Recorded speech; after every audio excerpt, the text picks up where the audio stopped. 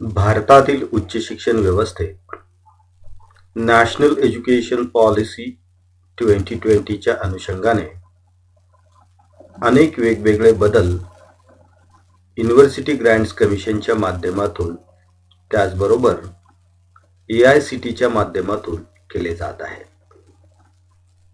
नुकतेच university grants commission New Delhi यांच्याकडून UGC minimum standard of instruction for the grant of undergraduate degree and post graduate degree regulations 2024 या रेग्युलेशनचा draft जारी करण्यात आलेला आहे.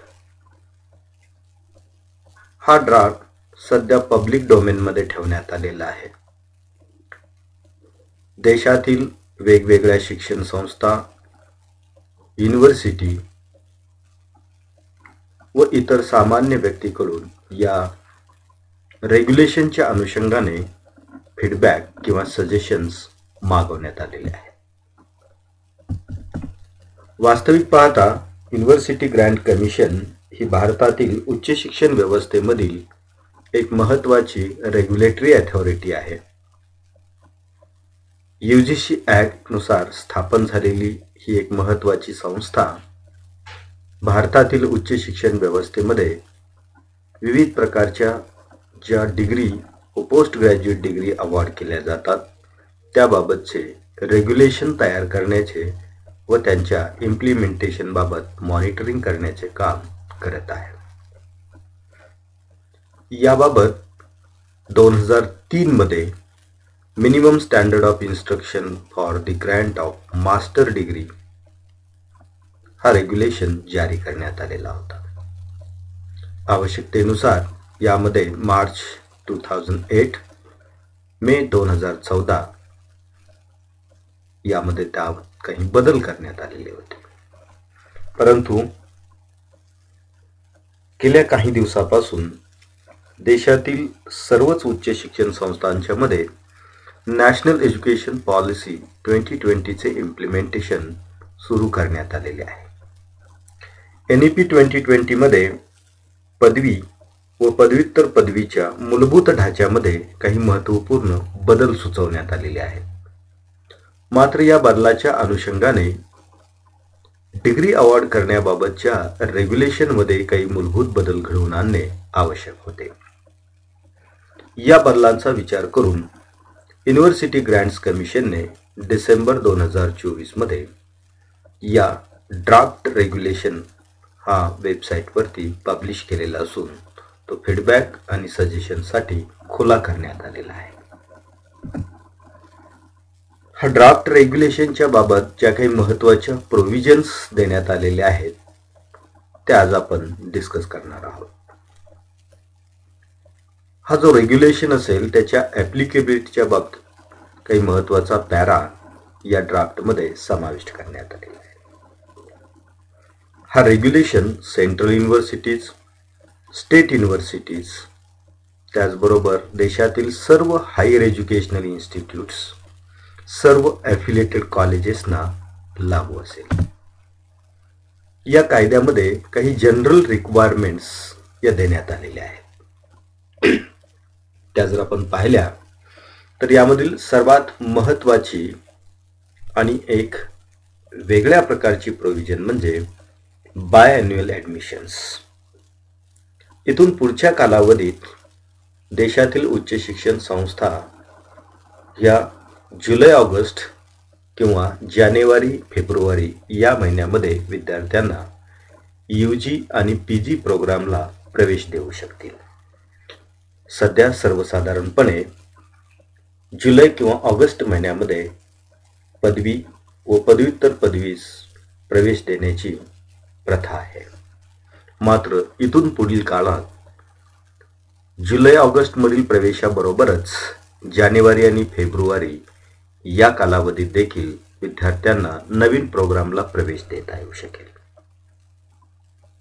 त्याचबरोबर स्टुडंट इनटेक कॅपॅसिटी निर्धारित करण्यासाठी student teacher ratio, teaching to non teaching ratio हा मेंटेन करण्याबाबतच्या सूचना यामध्ये देण्यात आलेल्या आहेत. इनटेक कपॅसिटी निर्धारित करत असताना विद्यार्थ्यांसाठी आवश्यक असणाऱ्या पायाभूत सुविधा म्हणजेच classroom, laboratories, library, sport and health facilities, hostels यासारख्या सुविधांचा काटेकोरपणे विचार केला जाईल.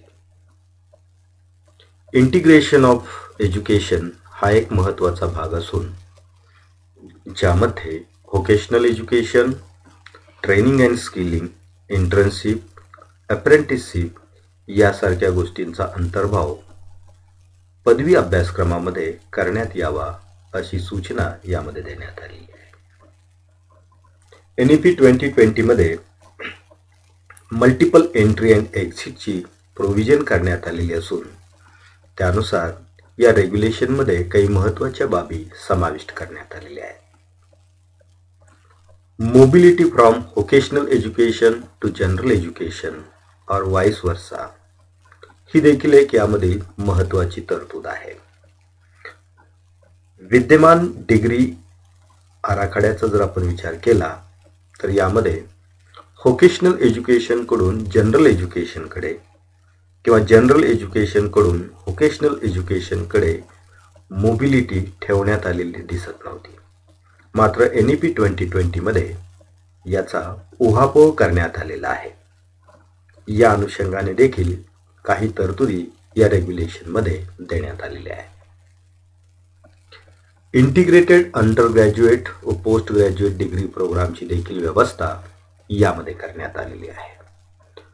या काही महत्त्वाच्या जनरल रिक्वायरमेंट या रेग्युलेशनच्या प्राथमिक भागामध्ये देण्यात आलेल्या आहेत. याबरोबरच eligibility criteria for admission at under graduate and post graduate हा एक या रेग्युलेशन मधला महत्त्वाचा भाग आहे. विद्यमान परिस्थितीत आर्ट्स फॅकल्टीच्या प्रवेशाकरिता कॉमर्स व सायन्स फॅकल्टी तसेच टेक्निकल एज्युकेशनमधील विद्यार्थ्यांना प्रवेश देण्याची पद्धती आहे. मात्र या नवीन ड्राफ्ट रेग्युलेशनमध्ये UG प्रोग्राम तसेच PG प्रोग्रामकरिता एलिजिबिलिटी क्रायटेरिया ठेवत असताना कोणत्याही डिसिप्लिनमधील ओपन स्कूलिंग किंवा फॉर्मल स्कूलिंगमधून मिनिमम एलिजिबिलिटी उत्तीर्ण असणारा विद्यार्थी पदवीसाठी प्रवेश घेऊ शकतो. अर्थात अशा प्रकारचा प्रवेश घेण्यासाठी संबंधित विद्यापीठाने किंवा हायर एज्युकेशनल इन्स्टिट्यूशनने जी नॅशनल लेवल किंवा युनिव्हर्सिटी लेवल एंट्रन्स एक्झाम ठेवलेली असेल ते एंट्रन्स एक्झाम क्वालिफाय होणे आवश्यक राहील. म्हणजेच UG प्रोग्राम जसे की BA, BCom, BSc, BBA, BCA यासारख्या प्रोग्रामकरिता विशिष्ट शाखेच्याच विद्यार्थ्यांना प्रवेश देण्याची जी पद्धती होती त्यामध्ये हा एक महत्त्वाचा बदल आहे. म्हणजेच कदाचित आर्ट्स फॅकल्टीमधून 12वी उत्तीर्ण असणाऱ्या विद्यार्थ्याला देखील BSc करिता प्रवेश घेता येऊ शकेल. त्याचप्रमाणे पोस्ट ग्रॅज्युएशन प्रोग्रामसाठी देखील कोणत्याही फॅकल्टीच्या विद्यार्थ्याला कोणत्याही फॅकल्टीच्या पोस्ट ग्रॅज्युएट डिग्री प्रोग्रामसाठी प्रवेश घेता येणे शक्य आहे. यामध्ये एक महत्त्वाची प्रोव्हिजन त्यामध्ये दिसून येते ती म्हणजे इरिस्पेक्टिव्ह ऑफ द मेजर और minor discipline taken by the student in a UG programme ते त्याच्यामध्ये कोणत्याही फॅकल्टीचा संबंध त्या ठिकाणी लावला जाणार नाही. मात्र त्यासाठी संबंधित विद्यापीठाची entrance level exam, university level entrance exam किंवा UGCच्या माध्यमातून जी नॅशनल लेवलची सेंट्रल एंट्रन्स एक्झाम ठेवली जाणार आहे ती एक्झाम पास होणं आवश्यक राहील. Eligibility criteria for admission at under graduate and post graduate यामध्ये अजून एक महत्त्वाचा बदल या ड्राफ्ट रेग्युलेशनमध्ये देण्यात आलेला आहे. Direct admission for second year third year and fourth year UG PG programme, ज्यामध्ये इंटिग्रेटेड डिग्री प्रोग्राम असतील किंवा 4 इयर डिग्री प्रोग्राम असतील, की अशा प्रोग्राम करिता थेट सेकंड इयर, थर्ड इयर आणि फोर्थ इयर करिता देखील प्रवेश देण्याची व्यवस्था या नवीन रेग्युलेशननुसार करण्यात आलेली आहे. त्यामध्ये महत्त्वाची तरतूद जर आपण पाहिली तर ती अशी आहे: The university may admit a certain number of students directly to the second year, third year, fourth year of the undergraduate program. मात्र यामध्ये सर्वात महत्त्वाची एक तरतूद करण्यात आलेली आहे की हे ॲडमिशन देणं आवश्यक करण्यात आलेलं असलं तरी त्यामध्ये त्या हायर एज्युकेशनल इन्स्टिट्यूटमध्ये ज्या अकॅडमिक आणि फिजिकल फॅसिलिटी अवेलेबल आहेत त्याचा विचार करून अशा प्रकारचे प्रवेश हे त्या ठिकाणी देता येऊ शकतील. त्याचप्रमाणे पोस्ट ग्रॅज्युएट डिग्री प्रोग्रामच्या डायरेक्ट सेकंड इयरला ॲडमिशन देण्याची देखील प्रोव्हिजन याच्यामध्ये करण्यात आलेली आहे. अर्थात अशा प्रकारची प्रोव्हिजन करण्यापाठीमागचा महत्त्वाचा हेतू म्हणजे NEP 2020च्या UG आणि PG प्रोग्राममध्ये मल्टिपल एक्झिट आणि एंट्रीची प्रोव्हिजन आहे आणि त्या प्रोव्हिजनच्या अनुषंगाने विद्यमान प्रोग्राम स्ट्रक्चरमध्ये किंवा पदवी प्रदान करण्याच्या पद्धतीमध्ये अशा प्रकारची तरतूद नव्हती आणि त्यामुळे अशा प्रकारची नवीन तरतूद रेग्युलेशनमध्ये करण्याची आवश्यकता होती आणि त्यामुळे अशा प्रकारचा बदल या रेग्युलेशनमध्ये देण्यात आलेला आहे. 2 UG प्रोग्राम सायमल्टेनियसली. सध्या विद्यापीठाच्या ज्या वेगवेगळ्या डिग्री दिल्या जात असतात की त्यामध्ये युनिव्हर्सिटी ग्रँट कमिशनकडून काही महत्त्वाचे बदल यापूर्वी देखील केलेले आहेत, परंतु त्यामध्ये सध्या एक रेग्युलर डिग्री व एक डिस्टन्स किंवा ऑनलाईन मोडमधील डिग्री हे त्या ठिकाणी विद्यार्थी ऑप्ट करू शकतात. मात्र या नवीन ड्राफ्ट रेग्युलेशनमध्ये अशा प्रकारचे जे रिस्ट्रिक्शन्स सध्या आहेत ते काढून टाकण्याबाबतची तरतूद दिसून येते. A student can pursue 2 UG and PG programs simultaneously with flexibility in terms of change of discipline, institution and mode of learning. या 3 बाबी अत्यंत महत्त्वाच्या आहेत. म्हणजे विद्यार्थी 2 वेगवेगळ्या विद्यापीठातून सायमल्टेनियस डिग्री मिळवू शकतात, 2 वेगवेगळ्या फॅकल्टीची डिग्री मिळवू शकतात, 2 वेगवेगळ्या हायर एज्युकेशनल इन्स्टिट्यूटमधून या डिग्री मिळवू शकतात. 2 degree program simultaneously in regular mode, 2 degree program simultaneously in distance mode, 1 through the regular mode and 1 through the distance mode. जी सध्याची विद्यमान पद्धती आहे तीही त्याच्यामध्ये ठेवण्यात आलेली आहे. म्हणजेच विद्यार्थ्यांना 2 डिग्री मिळवायच्या असतील तर ते कोणत्या प्रकारे किंवा कोणत्या इन्स्टिट्यूशनमधून, कोणत्या फॅकल्टीमधून व कोणत्या मोडमधून घ्यायचे याबाबतचं पूर्ण स्वातंत्र्य हे विद्यार्थ्यांना देण्यात आलेले आहे. अर्थात अशा प्रकारचे सायमल्टेनियस डिग्री घेत असताना त्याचा मिनिमम अटेंडन्स हा देखील एक महत्त्वाचा भाग आहे आणि त्या अनुषंगाने देखील महत्त्वाची तरतूद या ड्राफ्ट रेग्युलेशनमध्ये करण्यात आलेली आहे. या रेग्युलेशनमधील अटेंडन्स रिक्वायरमेंट जर आपण त्या ठिकाणी पाहिले तर त्यामध्ये हायर एज्युकेशनल इन्स्टिट्यूशनला त्यांच्या मिनिमम अटेंडन्स बाबतच्या रिक्वायरमेंट ज्या आहेत त्या डिसाईड करण्याचे अधिकार दिलेले आहेत. संबंधित युनिव्हर्सिटीच्या अथॉरिटीमध्ये एखाद्या विशिष्ट प्रोग्रामसाठी विद्यार्थ्यांचा मिनिमम रिक्वायर्ड जो अटेंडन्स असेल तो अटेंडन्स किती असावा हे निर्धारित करणे आवश्यक आहे. अर्थातच 2 डिग्री प्रोग्रामसाठी प्रवेश घेणाऱ्या विद्यार्थ्यांना विद्यमान 75% अटेंडन्सचा रूल हा त्या ठिकाणी ठेवणे अडचणीचे ठरू शकते आणि त्यामुळे या अनुषंगाने त्यामध्ये काही बदल हे त्या ठिकाणी प्रत्येक युनिव्हर्सिटीला हे करावे लागतील.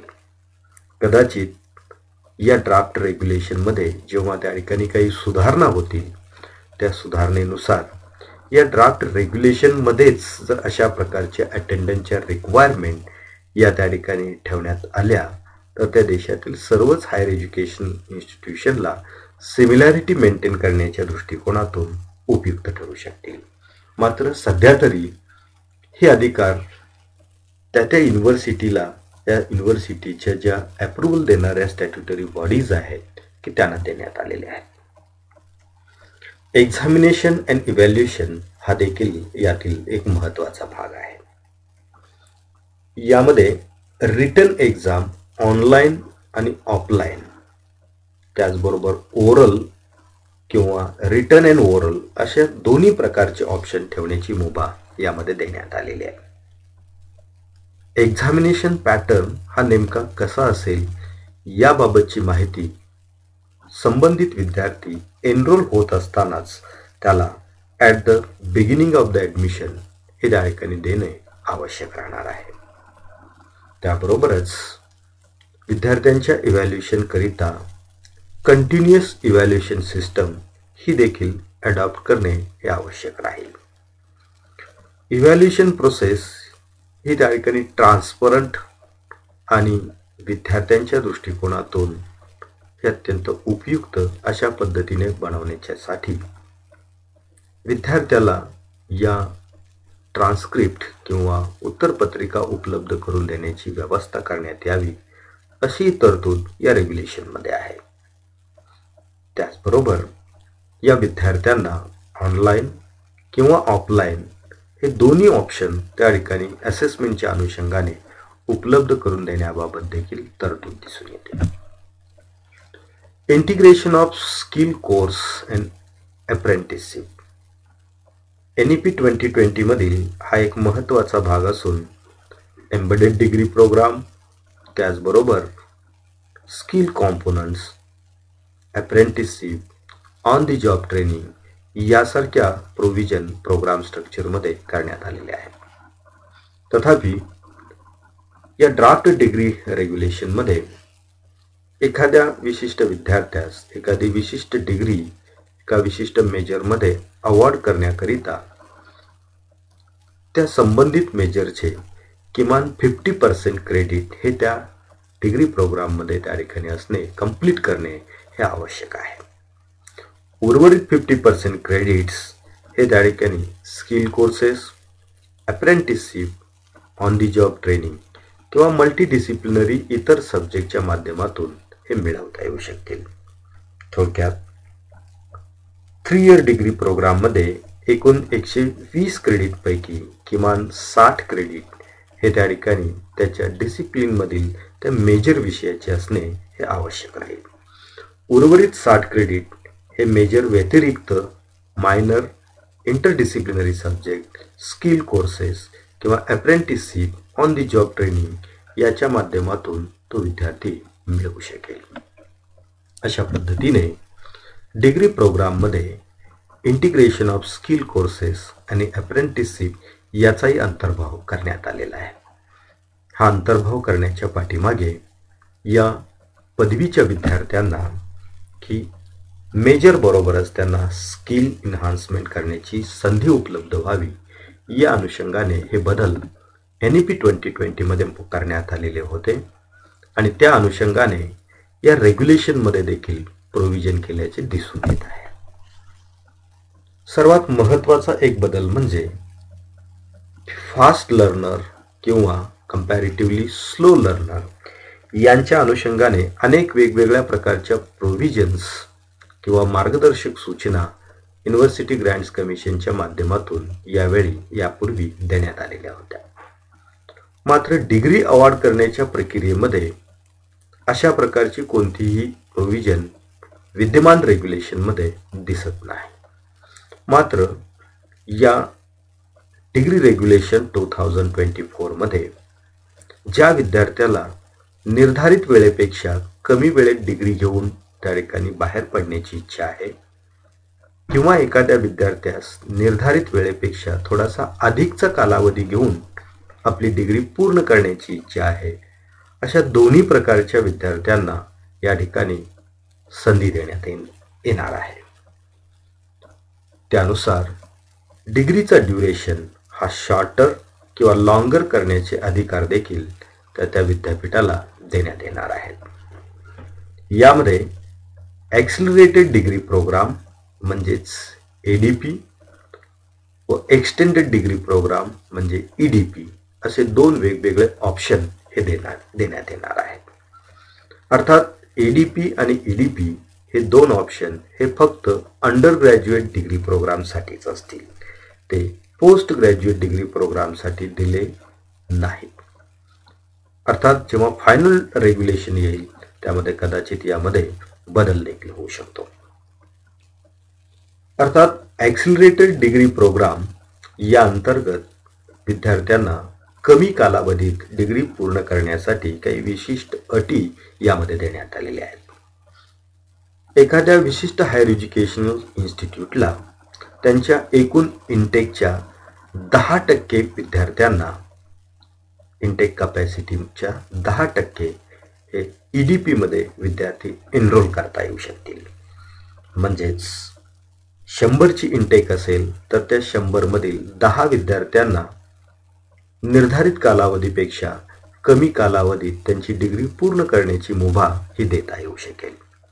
अर्थात अशा प्रकारच्या ADPचा ऑप्शन ज्या विद्यार्थ्यांना घेण्याची इच्छा आहे त्यांनी पहिल्या सेमिस्टरच्या किंवा दुसऱ्या सेमिस्टरच्या एंडला अशा प्रकारची इच्छा ही त्या ठिकाणी संबंधित हायर एज्युकेशनल इन्स्टिट्यूटकडे लिखित स्वरूपात करणे आवश्यक आहे. ज्या विद्यार्थ्यांना ADP अंतर्गत डिग्री कंप्लीट करण्याची इच्छा असेल त्यांचे ॲप्लिकेशन्स असेस करण्याची, स्क्रुटिनाइज करण्यासाठीची व्यवस्था निर्माण करणे अपेक्षित आहे. त्यासाठी त्या हायर एज्युकेशनल इन्स्टिट्यूशननी एक स्क्रुटिनी कमिटी करणे आवश्यक असून त्या स्क्रुटिनी कमिटीने त्या विद्यार्थ्यांचं पोटेन्शियल चेक करून की त्याला परवानगी किंवा शिफारस करायची आहे. या कमिटीने रेकमेंड केलेल्या त्या विद्यार्थ्यांना ADP साठी म्हणजेच ॲक्सिलरेटेड डिग्री प्रोग्रामसाठी प्रवेश दिला जाईल व त्यानुसार त्या विद्यार्थ्यांना निर्धारित वेळेपेक्षा कमी वेळेत आपली डिग्री घेऊन त्या ठिकाणी एक्झिट करता येईल. यामध्ये प्रामुख्याने जिथे 3 वर्षाचा अंडर ग्रॅज्युएट प्रोग्राम आहे की ज्यासाठी नॉर्मली 6 सेमिस्टर कंप्लीट करणे म्हणजे साधारणपणे 3 वर्षामध्ये ही डिग्री त्या ठिकाणी त्याला मिळू शकते. मात्र या नवीन तरतुदीनुसार त्याला 5 सेमिस्टरमध्ये 6 सेमिस्टरचे क्रेडिट्स अर्न करता येतील. म्हणजेच साधारणपणे 2.5 वर्षामध्ये त्याला आपली 3 इयर्स डिग्री घेऊन त्या ठिकाणी एक्झिट करता येईल. ज्या ठिकाणी 4 इयर डिग्री प्रोग्राम्स आहेत अशा डिग्री प्रोग्रामसाठी सध्याच्या तरतुदीनुसार किमान 8 सेमिस्टर म्हणजे 4 वर्षे कालावधी हा पूर्ण त्या ठिकाणी करणे आवश्यक आहे. मात्र नवीन पद्धतीमध्ये हा कालावधी हा त्या ठिकाणी 3 वर्षे किंवा 3.5 वर्षापर्यंत करता येऊ शकतो. म्हणजेच इतर विद्यार्थी हा 4 इयर डिग्री प्रोग्राम 8 सेमिस्टरमध्ये कंप्लीट करतील. मात्र ADPचं ऑप्शन मिळालेले विद्यार्थी 4 वर्षाचा डिग्री प्रोग्राम हा 6 सेमिस्टरमध्येच कंप्लीट करतील. याकरिता की त्या ठिकाणी त्या हायर एज्युकेशनल इन्स्टिट्यूशनने त्यांचे रूल्स त्या ठिकाणी डिफाईन करणे अपेक्षित आहे. याकरिता डिग्री अवॉर्ड करण्यासाठी क्रेडिटमधली सवलत ही त्या ठिकाणी दिली जाणार नाही, तर मिनिमम क्रेडिट जे रिक्वायर्ड आहेत ते क्रेडिट्स त्या विद्यार्थ्याला प्राप्त करणे हे आवश्यकच राहील. मात्र त्यासाठीचा कालावधी हा ॲक्सिलरेटेड डिग्री प्रोग्राममध्ये कमी करण्याची नवीन तरतूद या रेग्युलेशनमध्ये आहे. हा झाला ऑप्शन क्रमांक 1 म्हणजेच ॲक्सिलरेटेड डिग्री प्रोग्राम. दुसरा जो ऑप्शन याच्यामध्ये देण्यात आलेला आहे तो म्हणजे एक्सटेंडेड डिग्री प्रोग्राम म्हणजेच EDP.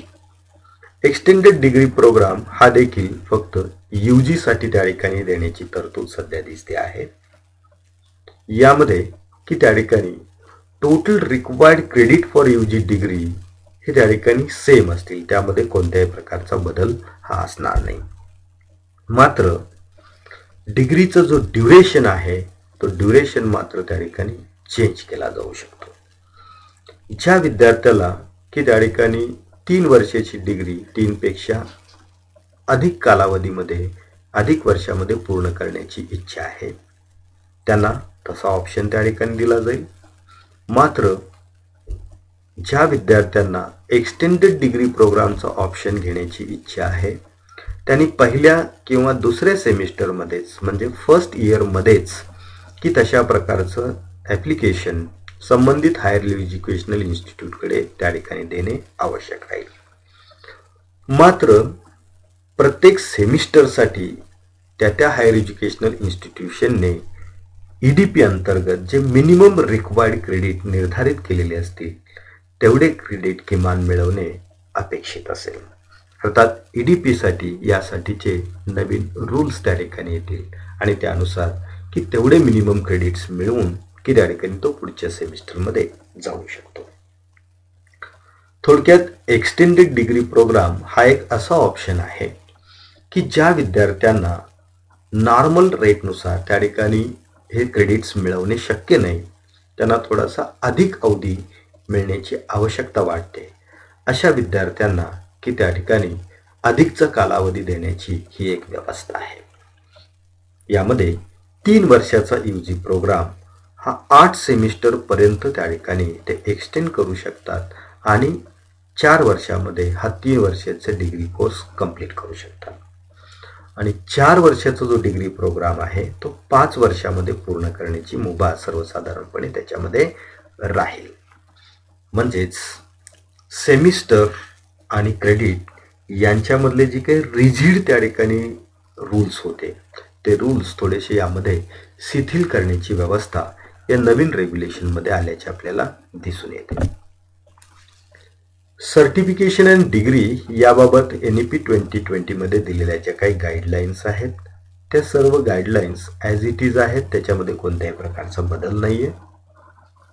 UG सर्टिफिकेट मिळवण्यासाठी त्याला 40 क्रेडिट्स आणि UG सर्टिफिकेट घेऊन त्याला बाहेर पडण्याची इच्छा असेल तर ॲडिशनल 4 क्रेडिट जे NSQF नुसार असतील ते त्या ठिकाणी त्याला मिळवावे लागतील. 2 वर्षानंतर म्हणजे 4 सेमिस्टर कंप्लीट झाल्यानंतर UG डिप्लोमा हा त्या ठिकाणी त्याला दिला जाऊ शकतो. मात्र त्यासाठी देखील 80+4 म्हणजे 84 क्रेडिट्स त्याला घ्यावे लागतील. हे 4 क्रेडिट जे आहेत ते ॲडिशनल स्किलचे क्रेडिट्स त्याला मिळवावे लागतील. नॉर्मल UG डिग्री ही 120 क्रेडिटची राहील. UG डिग्री विथ ऑनर्स किंवा UG degree with honours with research ही 160 क्रेडिटची राहील.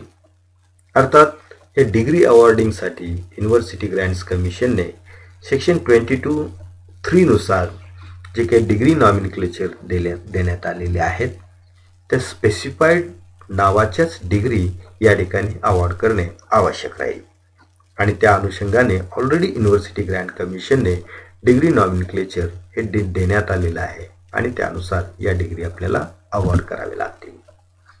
सर्वात महत्त्वाचा भाग म्हणजे या ड्राफ्ट रेग्युलेशनमधील जो शेवटचा एक महत्त्वाचा पॅरा जो आहे तो अत्यंत महत्त्वाचा आहे. Consequences of failure to comply with the regulation.